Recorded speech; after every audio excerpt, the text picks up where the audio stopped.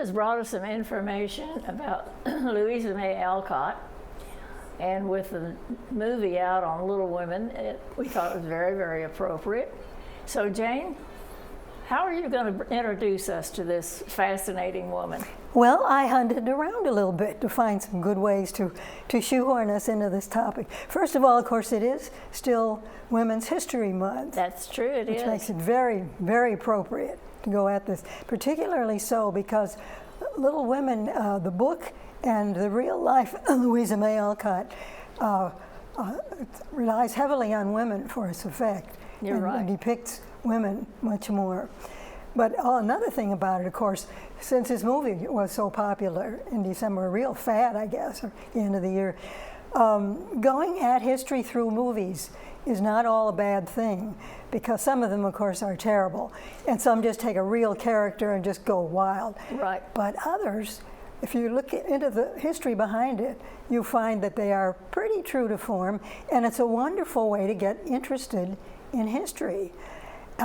A prime example is the African Queen, which we may talk about one of these days. You would never dream that there's all kinds of interesting history lying behind that, but there is.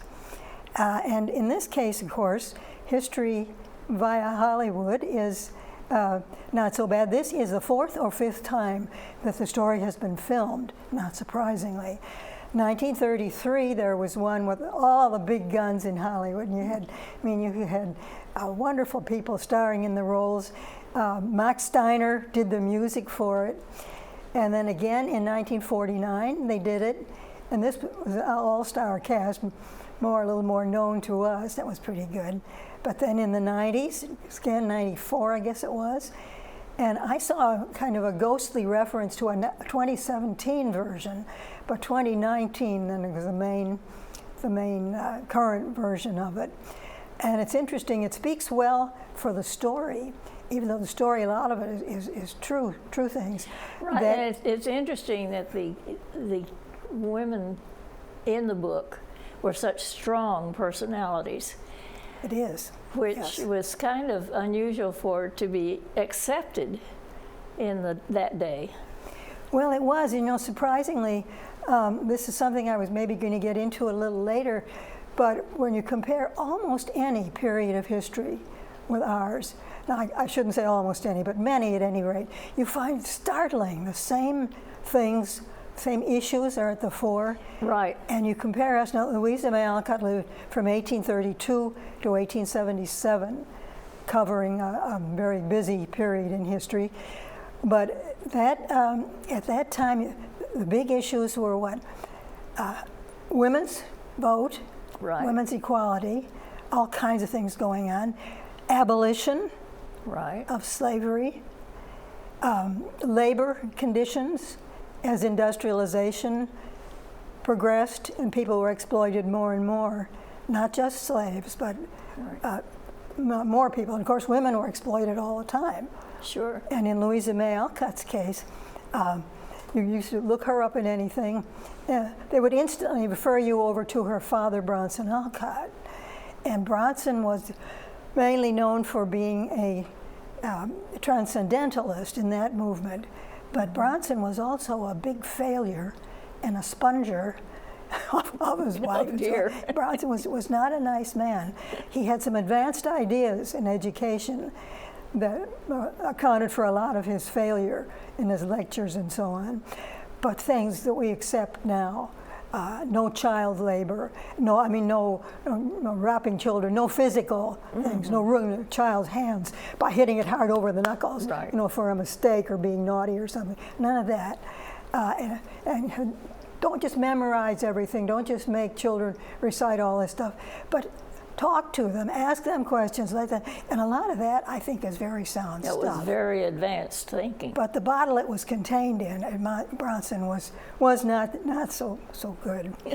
But the Alcotts were, the woman who was Marmee in the book and in the movies, Marmee came from a prominent Boston family, the May family. That was their last name. And some ancestor of theirs had been a judge in the Revolutionary times and all kinds of important things. The father, Bronson Alcott, came from a good family, but not quite the upper crust in Boston. But I think we might, the children, Louisa's mother, Marmee, whose name was actually Abigail, but was called Abby, referred to as Abby much of the time because there were so many Abigails in the family, right, on both sides there. But the Marmee really comes out. This book is a very interesting book. It's called Marmee and Louisa. It's comparing the real life and some of the characterizations. It's mainly about the real lives and the real situation. Excellent book. Mm-hmm. I could recommend it to you, by a writer who was a great something of the family. So, but these 4 little girls were the survivors of 8 pregnancies. And my mother, incidentally, was the youngest of a group of 4 out of 8 pregnancies as well. And my mother and each of her sisters was a pronounced individual, and these young women, as they grew to be young women, were pronounced individuals. Yes, they were. And a very interesting, but the focus was definitely on the feminine, or on the female, I should say, mm-hmm. But the usual traits of femininity at the time, helplessly swooning and all that kind of thing, just didn't apply, because they were the ones who kept the show going. Right. Primarily the mother, and as she grew to be a teenager, Louisa as well.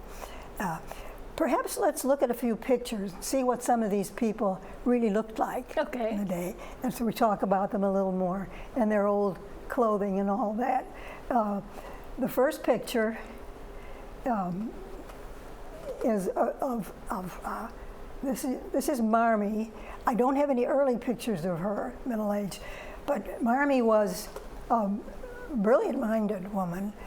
She was one of the very first people to be hired as a social worker in Boston. Oh. Boston was big on social work. I think Amelia Earhart, in fact, I think there's a term up there. But Marmee was one of the few paid employees were women, and the only one who was a woman for a long time. So she started out on quite a career. But she was introduced to Bronson Alcott, Amos Bronson Alcott, by her brother, who later turned out, Uncle Samuel, turned out to be sort of the savior of the family, mm-hmm. Because Bronson Alcott was no provider. In fact, he used up what resources they scrounged together. But this is a middle-aged picture of Marmee, whose actual name was Abigail, and from the May family, Abigail May Alcott. And next picture will show again from a painting or from a drawing of her, and she looks a little more like a vigorous, talented woman, which she really was, very clear-eyed. A next picture is an early picture of Louisa and that terrible hairstyle, which persisted for some time. Yes, it did. But you see her, this clear gaze. This is Louisa as a teenager, at a time when she began to write little stories and things, and she peddled them. I know in the current movie there's a scene where she goes to a publisher, and backwards on the door you can see Roberts, and indeed Roberts was the name of, I think, of the first publisher she went to. But they took these little sketches, and many of them were blood and thunder stories, which sold well.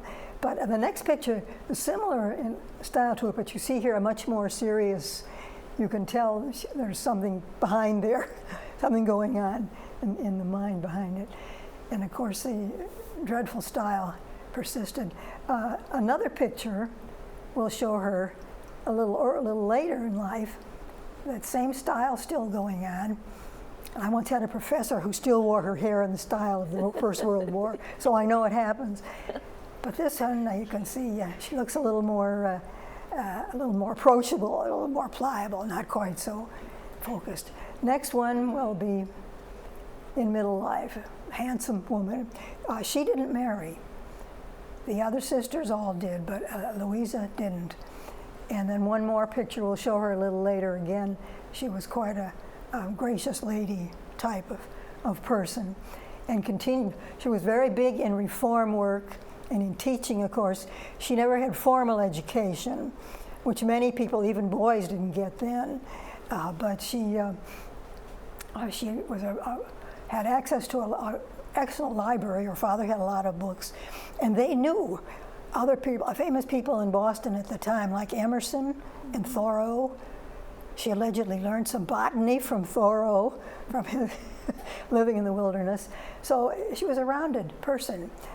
They knew some foreign contacts there, and Boston society in general was on a fairly high cultural level. But again, she was in and out of her working for gain after the family came, but she certainly had a grounding in contacts in professional circles of Boston. So another picture now, we'll proceed to one of the sisters. So this is a flavor of the times. When this is a third sister, who was actually called May. She was another Abigail. But she was Abigail May Alcott. Abigail, one more picture shows us, this may be a painting of her by herself. She became a rather well-known artist. She went to Paris. I've forgotten whether she married, I think she married first, and then they went to Paris. But she unfortunately died in childbirth, which some women still do, but many women did then. So Abigail, this a professional artist in the family, also lent some tone to the reputation of the family. And she was, of course, raised with the other children. It was difficult because Bronson would disappear all the time on these lecture tours that were fruitless. And any money he got, he did not send home or take home. He bought new clothes. They always beautifully turned out. Oh, yes. And consorting with famous people. And you look Louisa up in most things. They directly switch over onto Bronson, a daughter of the famous Bronson Alcott, famous and transcendentalist. Well, it was the other way around, because after Little Women was published in 1868, it was such a smash hit. He was bragging about being the father of Louisa Alcott. But to go on now, this is a picture of him as a young man, Amos Bronson Alcott, and you can see he was fired up with these theories of his. I don't know how old that was or in what series that appeared. It's a sort of a Grant Wood type picture, but you can see a little mischievousness. And allegedly, Marmee stuck with him and really, really cared for him for a long time, even after he turned out to be a sort of deadbeat. There was definitely a love match going there for a while. But another picture shows him later when he let his sideburns grow, and he looks kind of avuncular here in kind. There's nothing definite, I read nothing definite about him from the children, except that he never made any money for them. And in fact, he would spend what little money they had. And he made friends with a sort of ne'er-do-well, Charles, what was his name? Charles Lane, who Charles Lane was celibate, and he persuaded Bronson to just kind of abandon not only the family in many ways, but the wife as well. And of course, Marmee's law became even heavier when she not only had to support the family, but I think I have. Yeah, this is a sample of the aphorisms that he came out with. To be ignorant of one's ignorance is the malady of the ignorant. Now, his educating style, as I say, was not all bad. He was a pioneer, but it's what caused it to flop rather badly in those days. He'd opened schools. He opened a big school in Boston, the Temple School, and all kinds of, the upper crust were sending their children to this school, but it folded. Later on, he established a utopian community. And I say he established, but it was in the town of Harvard. Of course, it wasn't built up as then as it is now. But it was Marmee and the girls who did all the hard work doing it. And he'd go off. So we went off to England again on money that they had made selling things with his child. So he was just put him down as kind of not an evil villain, but not a good sort. Not a family man. Didn't help the enterprise any. And at a time, of course, when women's equality was being pushed. Well, another picture here shows a picture of Margaret Fuller. This, I think, is the only one in existence of Margaret Fuller's. There's a bookshop named after her in Paris, or was after World War I. Margaret Fuller was also from Boston society. She was also a transcendentalist, and they believed primarily that the individual is the thing. You did what comes naturally. You did not go by all sorts of laws and rules and whatnot, and you see it in Bronson's education style and so on. Right. Which Louisa picked up on that somewhat, but in her teaching, she was much more adequate as a teacher and much better. She wrote poetry. Her writing style was good. Bronson's was not. Bronson's was never a good writer. I've read in 2 or 3 places, but Louisa was. So now, the time when you start looking into this and you're looking into them, these things keep sticking out from it that are influencing the scene. Now, the transcendentalism, of course, was linked up with universalism, the religion. And I don't know if the present day one is like the one that existed in Boston at that time. But it was very widespread, very famous people were in it, and it was very much for the individual doing things. Now, the big issues at the time, there were several. The biggest of all was, of course, women, the treatment of women, right. Women's demand to vote, women's demand not to be, as it were, held in slavery, women's demand for legal rights, in isolated forms here and there in the States that came out. But that was a huge issue. And it's still an issue today. Women can vote now, but there are still other problems involved in it. Sure. So another one of the big issues was, slavery, but abolition in general. Slavery in general, abolition in particular. And it came up in the Supreme Court at this time. In this area, you had the Dred Scott decision, you had some other things going on. But that problem still has not been solved.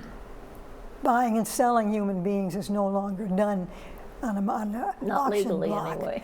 But it certainly there's not fair treatment. But it's getting better.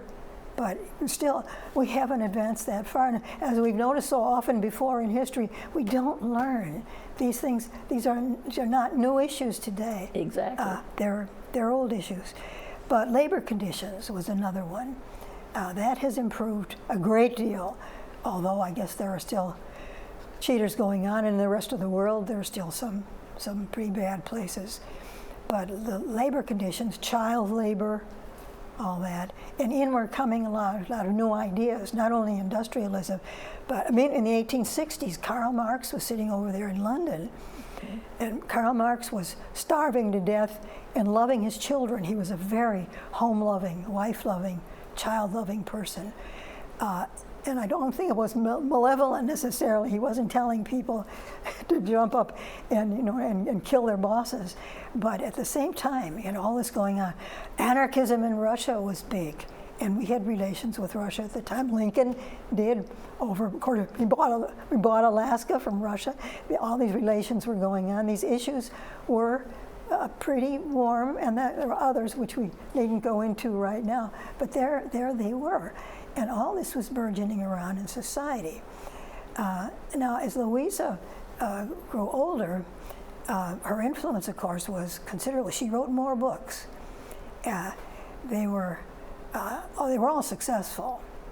And what she did as a teenager, she started writing these stories, and that would have been in the 1850s.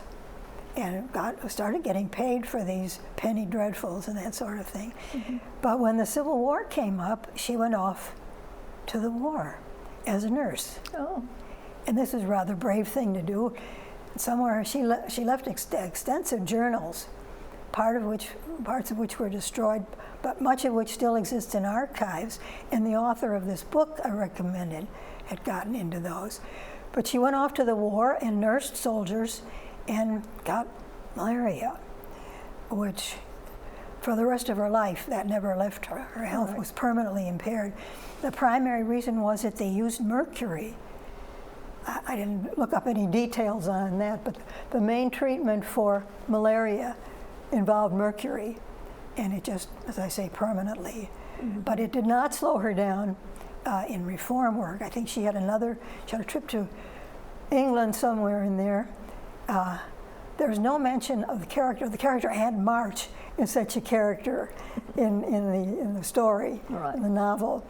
And one of the Hollywood versions had Edna May Oliver playing Aunt March. But she was a subtle example of the unmarried woman. She controlled the purse strings of the family. There were, of course, all the other women in the family were strong. And so you had this subtle message coming through. And with Bronson even bragging about he was the father of the author of Little Women. But Little Men came out, and the last one of the books, which I've never read, is called Joe's Boys. Joe's Boys, I read of course, it. Joe had an unconventional marriage. There's another modern signal, but I guess it traces what becomes of them later. But Marmee then was finally started to wear out, and Joe nursed her very lovingly. And pictures, I didn't show a picture of her, one of the old age ones, because it just looks like the rest of us. You know, she just deteriorated. Don't think of her as that. Think of her as this vigorous younger woman, bearing the load of the 4 children, meanwhile having 3 more babies, 2 stillborn and 1 died. The one was a boy, and the boy died at 2 days old or something like that. Going through all of this and somehow managing to keep the ball rolling, keep the show going, and educate these girls, and particularly Louisa, who just took to it like duck to water. But Louisa nursed her very tenderly. And people would come to visit her. I mean, important people would show up to call on her mother in her old age. And gradually she got to the point where it was, the end was pretty near. And it was in 1877. Nobody quite knew that it was that close, but it was. And 2 days later, Louisa died. And she had, of course, effects of this as she grew older. Well, she was in 1832, 1877. She was not all that ancient old, but she had been a busy life and done much with it. Bronson lived on to 1879. Bronson finally cashed in his chips. But the entire thing, and this idea of, I think movies are good for that, because if you, for instance, one on Rasputin, who is really pronounced Rasputin, but Rasputin was the monster he's cracked up to be. But if you look at that movie, The Last of the Romanovs, and you see how they poisoned him 2 or 3 times, it had no effect. They shot him a couple of times, it had no effect. They finally got him. But you look back into the real history, and you see the truth of it, who he was, exactly how he was influencing that royal family. It causes you to go back to history. There was one, I think it was hit at the time, but called Four Feathers. I knew nothing about the British and what they were doing in Africa or the Sudan or anything. But after seeing that picture, many years ago, I looked back at it. It's a wonderful history of the British campaigns in the Sudan. Mm-hmm. And you gain a new background from the present day country, and a new background for British imperialism and so on. You look at the African Queen. The African Queen goes clear back into the British building a railroad, from Cape Town up. This was going on up into World War I, and they all history seems to interlock. Mm-hmm. And this kind of thing, that just in itself, when you read it, I could read that 3, 4, 5 more times and still not have all. And I sat down to reread it, in fact, before talking to you about it. And I discovered that every single thing I read, I wanted to stop and dawdle over. Oh, don't forget this, because it was so interesting, and it has these sidelights. But it puts, it describes an important people, an important situation, and how events affected each other, which we could pay a lot more attention to. Right. So much of it, when you get back to it, does that. And I toyed with the idea, of talking about great plagues of the past. There were small plagues. Of course, smallpox would ravage our country a lot. You had the huge Black Plagues in the 14th century. You had the 1918 one. My parents had hired, my mother was in poor health, and they had hired a high school girl to look after the children. One of my brothers was 3 years old, and the other was a baby. And they hired this young woman, and she got that flu in 1918. Oh. None of them got it, and they were all living there in the same house. But you gain a new understanding for what can happen. And today, I realize, all may be perfectly healthy, but you must be careful. Right. You might come out fine, but you might not. Exactly. But there's just so much that in a book like this that will not only bring the story to life. You can laugh at parts of it. Now, when I was a little girl, in fact, considered kind of quaint, old-fashioned stuff. Oh, who reads Little Women? I mean, that's old hat. Go read Nancy Drew. You read something right. good. But then, of course, you get a little older and you read it and you realize what's in it. Mm-hmm. It becomes very important. So don't blame Hollywood.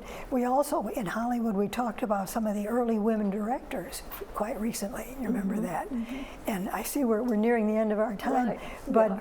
But one of those people also, there was a wonderful documentary pointing out all the other things she did in her life as well. And that kind of gives us a new insight of how to look at movies. Yes. And how to look at books. I know I am not a moviegoer, but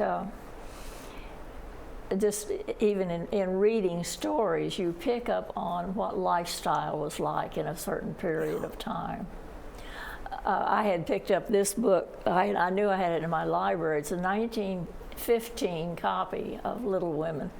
I just thought it might be interesting to show it. Indeed it is. Do you want to pick it up and show them the picture a little better, or just flip through and they can see the print? Yeah, this was my mother's book, and I had it in my library. But the interesting point is the fly cover that shows the period clothing.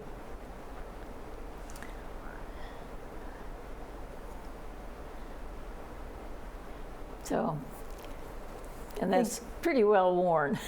The expense of women's clothing alone must have been tremendous.